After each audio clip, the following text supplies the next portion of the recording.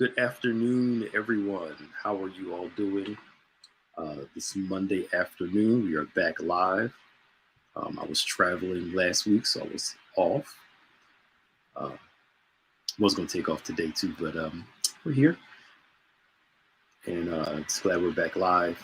Hope you are doing well. It is Monday, July the 17th. Please do us a favor and share um, if you can.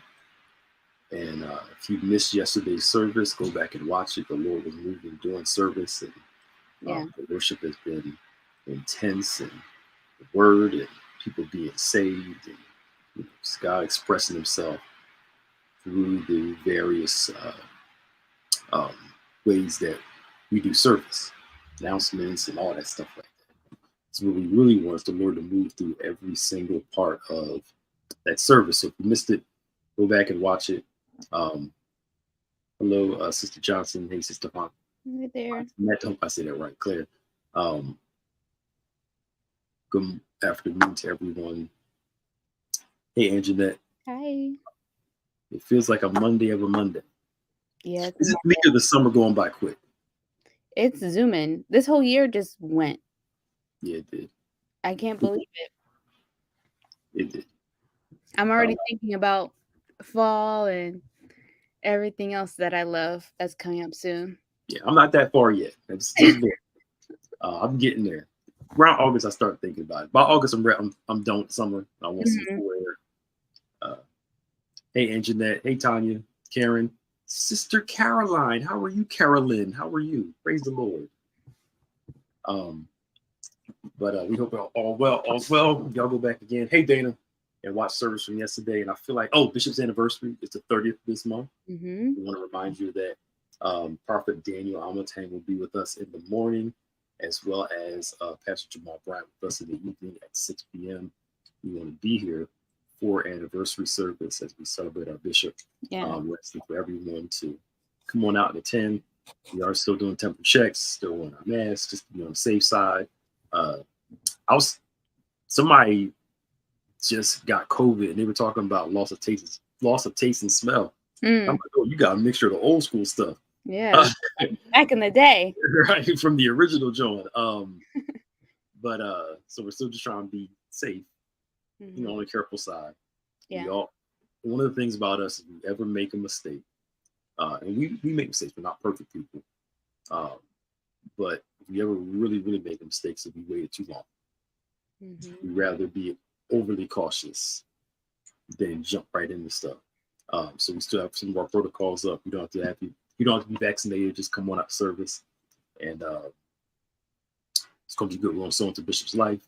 If you can do the $100, do that. If you can't do the best you can, some of us are doing more. We want to make this a great anniversary. It's the first one back in the building since 2019, right? Yeah, 2019. Yeah, because we were going to do a big one for his 30th, but that was 2020 COVID. It's 2020. Yeah. So hopefully, by next year, whatever, we'll do like a makeup big shindig. But we'll see how things go with COVID and all that stuff like that. But we're glad to be back in the house. The homeowners, move slow today. It's Monday, y'all. The homeowners. It's the most Mondayest Monday I've ever seen. Right. You're looking for a home. Somebody needs a home. You have their project. You call Pastor Prescott at the Church Extension 123. All the information is on any of our sites. You can go there and figure out what to do to figure out what you qualify for. We want you to jump in there. Home ownership is important, y'all. One of the things that when the market changed a few years ago and house prices went up, some people that were renting found themselves in some challenging situations because the owner of the house was ready to sell the house. Of course, to your house is valued at 120 or 200 couple in 1 month, and then 3 months later your house doubles in value. You probably gonna sell your house to make $200,000, but the renter was in trouble. Home ownership is important. Yeah. Even if it's something small, you start somewhere. Condo, Mhm. somewhere. Something that you can be able to take care of yourself, have on your own. And you want to be, or rental property too. You can Mhm. do that also. Mhm. So jump in there. Yeah. We're excited about our youth ministry starting back up in August, first Sunday in August. And you want to make sure that you have a child, bring them back, register them on Sundays after service. And we're looking forward to getting that back rolling again as we minister to the children in a way uh, that fits their age demographic. We're starting with first grade to fifth grade. And then we'll work our way up to different age groups later. All right. That is enough of the announcements. There's a lot of good things going on. Yeah, unless anything else I forgot you need to bring up. I was giving people time to come on too. No, I just want to put I guess, the bug out there that we are getting ready for Catch the Fire soon. So be on the lookout for information on that.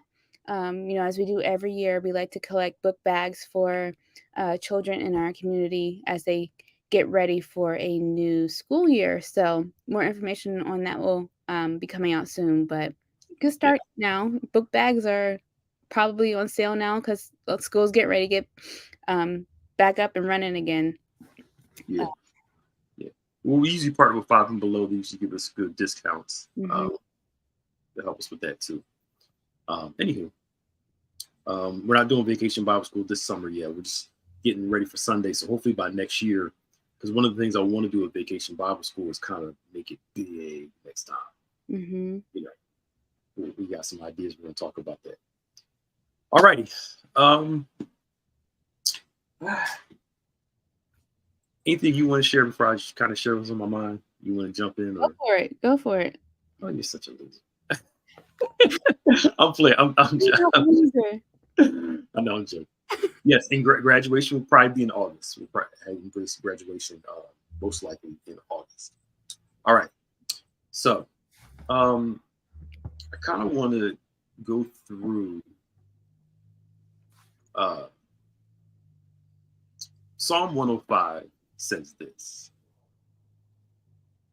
It talks about Joseph. It talks about the story of Israel, but then it starts talking about one part where it talks about Joseph, how Joseph was in chains, Joseph was in prison Mhm. until the word, I'm paraphrasing, the word tried him. And I think sometimes we hear a word and the first thing we jump right to is immediate manifestation, Mhm. completely ignore the process. Yeah.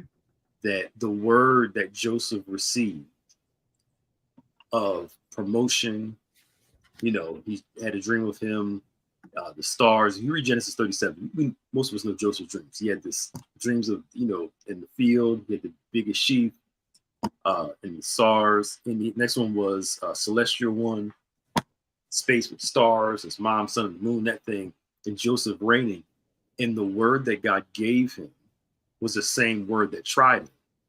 Because next thing you know, his brothers reject him. He's thrown in the pit. He goes to Egypt. He's a slave in Egypt, becomes a prisoner, and then eventually he's called up to be Pharaoh's second man. And I think sometimes we expect to hear a word, but not have the test, the Yeah. challenge that produces the manifestation of that word. Mhm.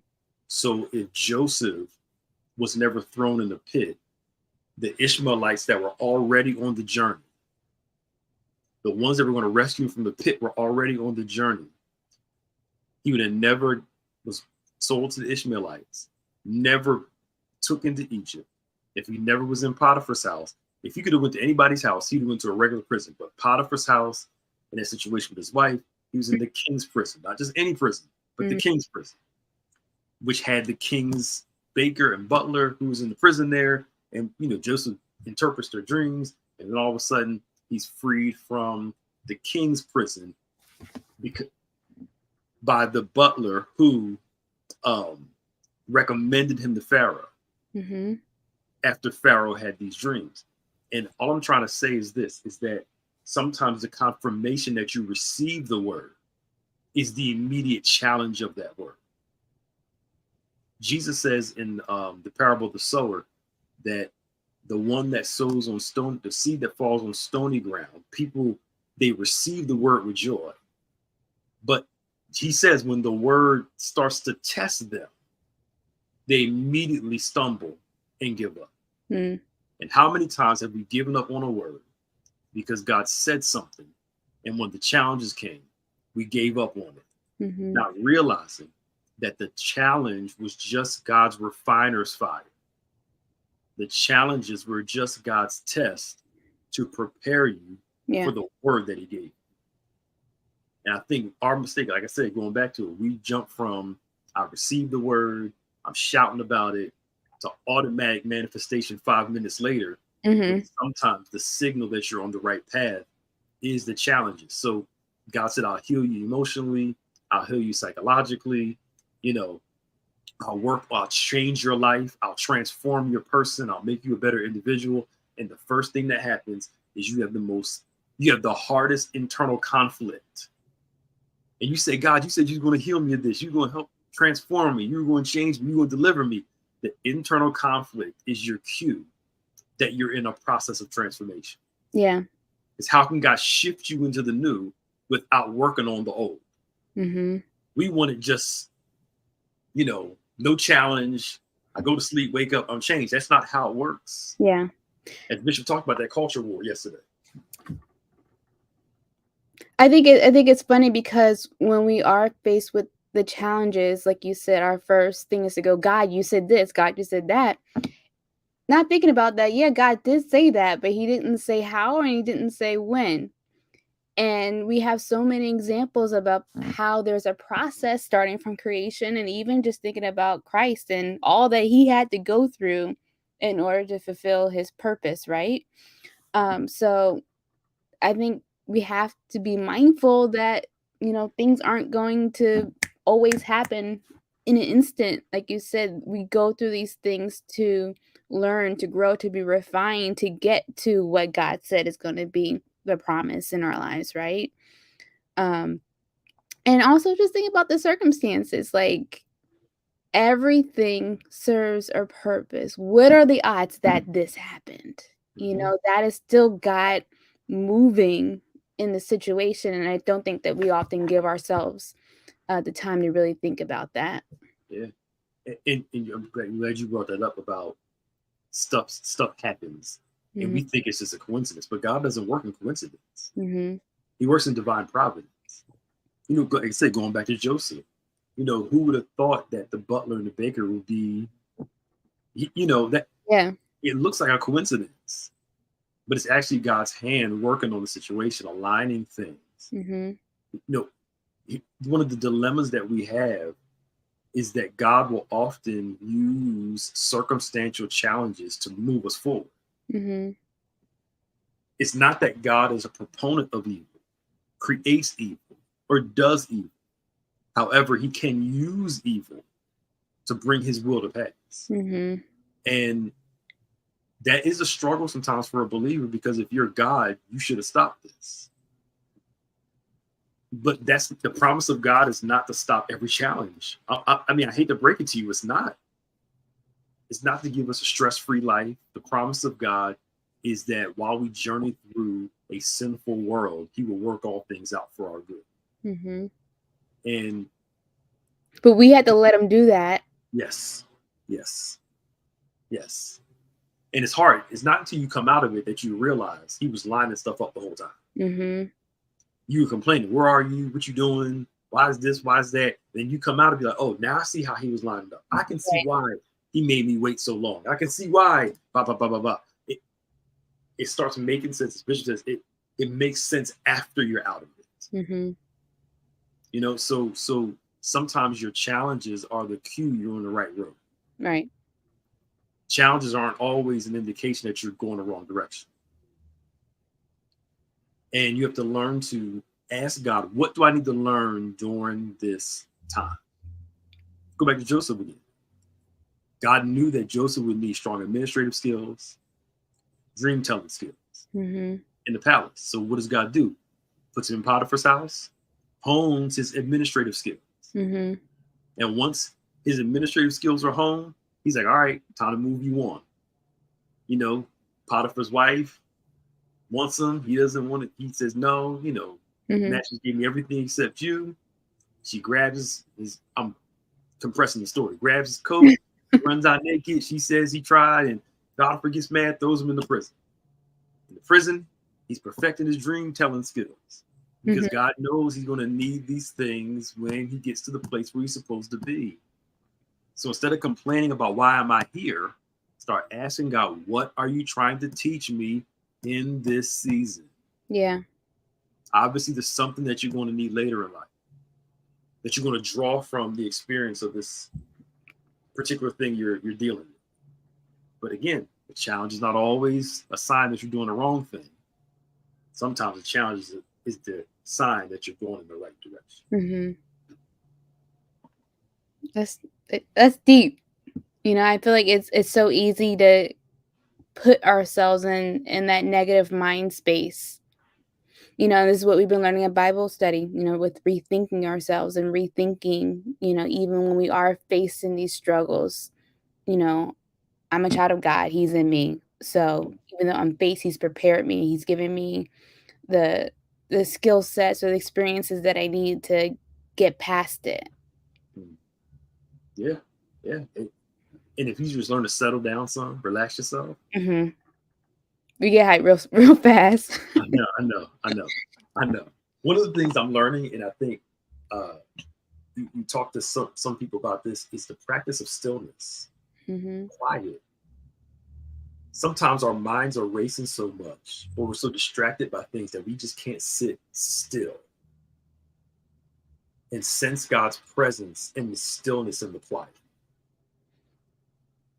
And that's a learned thing. Because our minds are so, it gets quiet and it just starts, I gotta do this. And in our high pace, I'm so busy, gotta do everything lifestyle. Sometimes we forget just to have some quiet time. Yeah. Where, just quiet in his presence, meditating on God and the word, and just allowing yourself to be still. Yeah. And I sorry. No, wait. Because I think being able to do that, even though the people around you are looking at you like, okay, why aren't you acting? Why aren't you doing this? Looking at you like crazy. There, like you said, there's power in being able to be still. And sometimes when you have people around you who don't understand, that can make it even more challenging. Yeah. A sense of, as Bishop calls it, kingdom cool. You got to kind of a stillness about you, even though the storm may be raging internally. You have a stillness about you. I think that because you mentioned the whole premise of us just being overdoing it sometimes. Learning to relax. Lord, teach me in this season. Reveal to me what you're trying to learn. Help me pass what you want me to learn. Help me to pass this test. Quiet yourself. And it's hard when the storm is raging internally. And again, like, it's a train thing. I was doing some still time, quiet time this morning, and your mind just starts this. And that just be randomly, like, what's for dinner? Just right. In our fast-paced society, we forget to relax some. Which I wonder if that is one of the reasons we see mental health stuff so much. Not that it never existed. It was always there. But I don't think our brains are wired to be on all the time, like stimulated in the way that it's being stimulated now. Right. There was a time where people, TV went off at a certain time. Not you voluntarily turned it off. It was just nothing was on. Yeah. It was just a bunch of white static because, and people had to read, talk to their family, be still.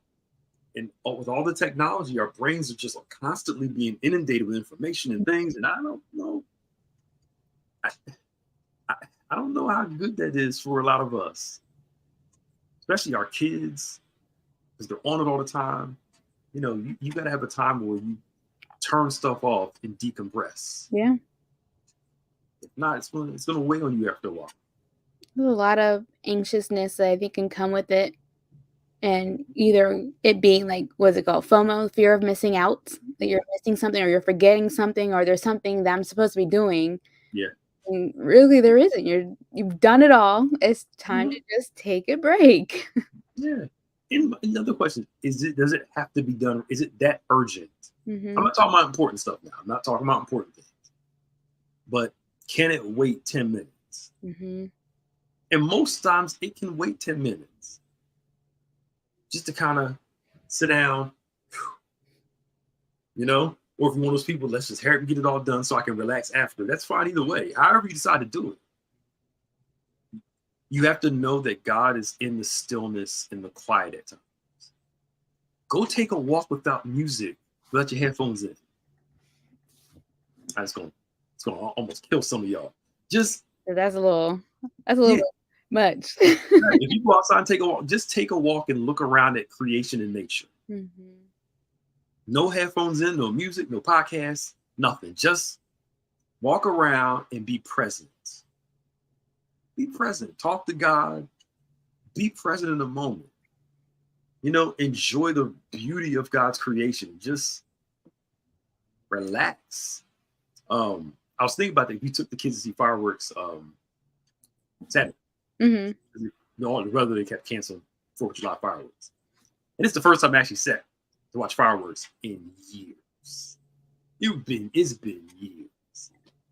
And where we went, it was a nice looking area.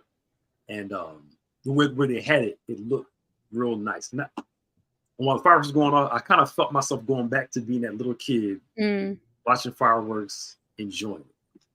And my mind was wrong. Like, I think sometimes we have a tendency to always want to video something, mhm.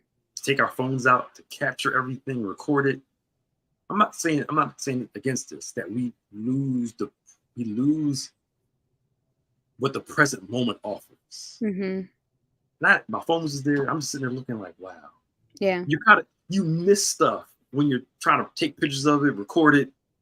Sometimes we have to learn just to be in the moment sometimes and just we're going to tie back into what we start talking about. Just be in the moment Yeah. and enjoy something without being distracted by this.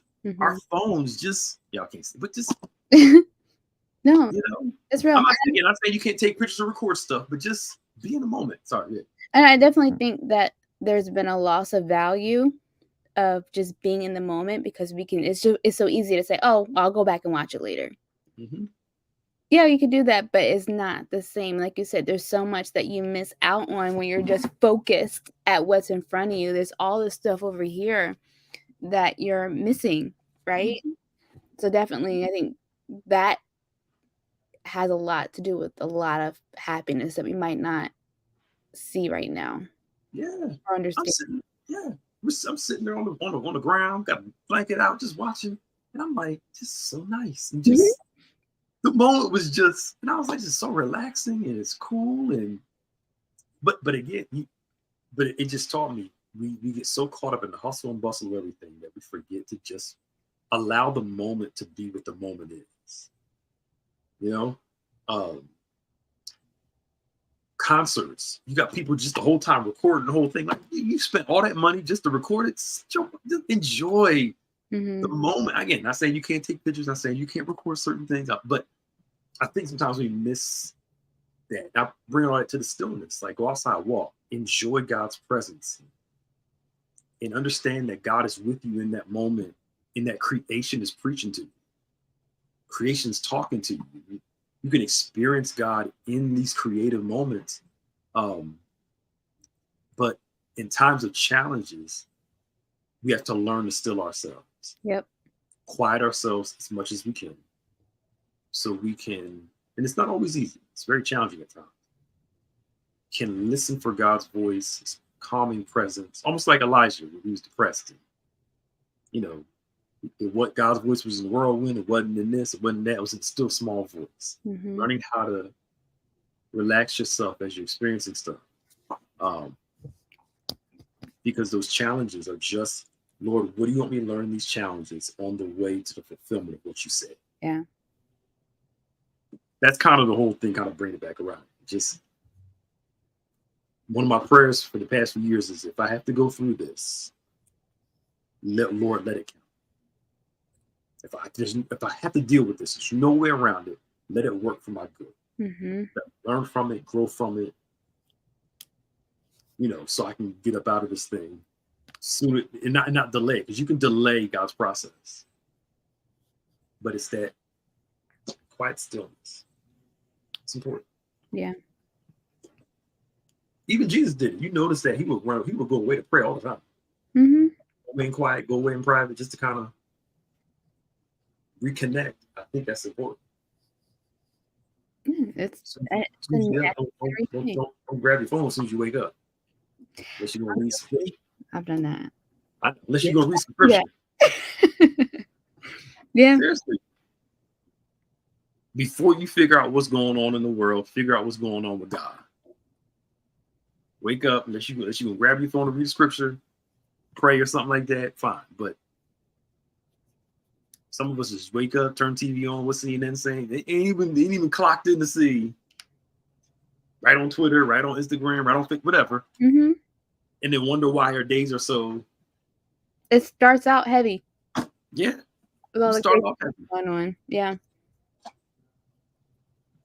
Yeah. Anyway, it's 12:26. That was good conversation. I needed that. Yeah. But I dare y'all, wake up a couple minutes earlier, spend some time with God. Mm-hmm. Spend some time in the Word, spend some time in prayer, meditation on the Word, relaxing yourself. Start your day off with the Lord rather than the heaviness of everything else. But again, that constant look, using that FOMO, the fear of missing out, that constant lure of, I gotta see what's going on. You know what? No, you don't. You don't have to be part of everything. No. Yeah. I was talking to some family members, I'm like, y'all know I'm not on Facebook. I don't know what's going on. You don't care? No, I don't care what's going on. I'm fine. My life is a lot more peaceful, not worrying about what's going on with this, that, and I'm cool. Mm-hmm. I'm good. But it's not until you detox from it that you start to realize what it does to you. Right. Like I said, I dare some of y'all to go on a social media hiatus for about 3 months and watch how your mindset will be. I dare you. Try it. And watch how calm and cool you'll be. And after a while, you get back and you're like, whatever.